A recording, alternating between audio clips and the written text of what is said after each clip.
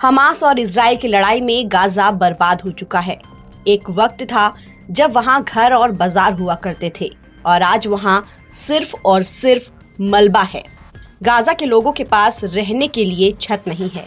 पिछले महीने अमेरिकी राष्ट्रपति डोनाल्ड ट्रंप ने गाजा का कंट्रोल अमेरिका के हाथों में लेने और गाजा वासियों को विस्थापित कर जॉर्डन और मिस्र में बसाने की बात कही थी। उस वक्त ट्रंप के बगल में इजराइल के राष्ट्रपति बेंजामिन नेतन्याहू भी तशरीफ जमाए थे। ट्रंप का ये कहना इजराइल के लिए बड़ी बात थी, क्योंकि इजराइल गाजा में कुछ ज्यादा ही इंटरेस्ट ले रहा है और वो चाहता है कि गाजा खाली हो जाए। ये खबर खूब वायरल हुई।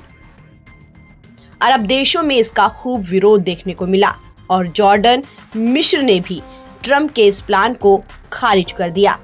ट्रंप अपने प्लान पर अडिग हैं और अब अमेरिका के राष्ट्रपति डोनाल्ड ट्रंप और इजराइल के प्रधानमंत्री बेंजामिन नेतन्याहू ने मिलकर फिलिस्तीनियों के लिए नया ठिकाना ढूंढ निकाला है। फिलिस्तीनियों को गाजा से हटाकर पूर्वी अफ्रीका के 3 देशों में बसाने की योजना बनाई है। अमेरिकी और इजरायली अधिकारियों ने इस बात की पुष्टि की है कि इन 3 देशों के अधिकारियों से इस संबंध में संपर्क किया गया है। ट्रंप की योजना के मुताबिक गाजा के 20 लाख से ज्यादा फिलिस्तीनियों को स्थायी रूप से वहां से निकालकर बाकी स्थानों पर बसाया जाएगा।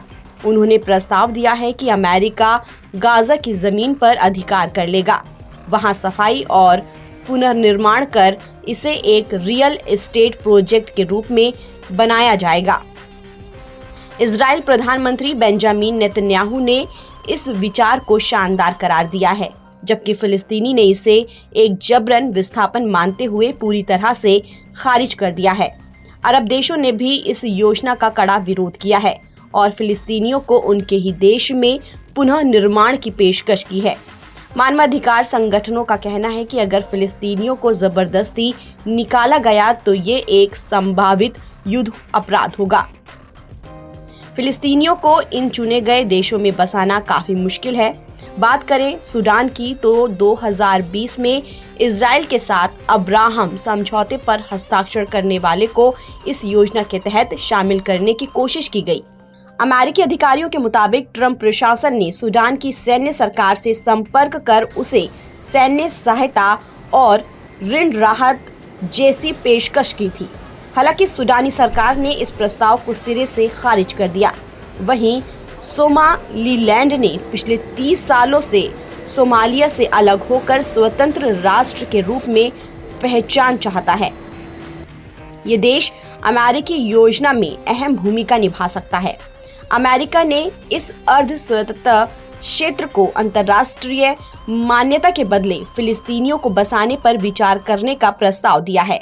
हालांकि सोमालीलैंड के अधिकारियों ने फिलहाल ऐसे किसी भी संपर्क से इनकार कर दिया है। जहां तक सोमालिया की बात है तो इस देश ने ऐतिहासिक रूप से फिलिस्तीनियों का समर्थन किया है और हाल ही में अरब देशों के उस सम्मेलन में शामिल हुआ था जिसने ट्रंप की योजना को खारिज कर दिया था। ऐसे में देखना दिलचस्प होगा कि क्या ट्रंप प्रशासन उसे अपने पक्ष में ला पाएगा। ताज़ा अपडेट के लिए आप बने रहिए एनबीटी ऑनलाइन के साथ।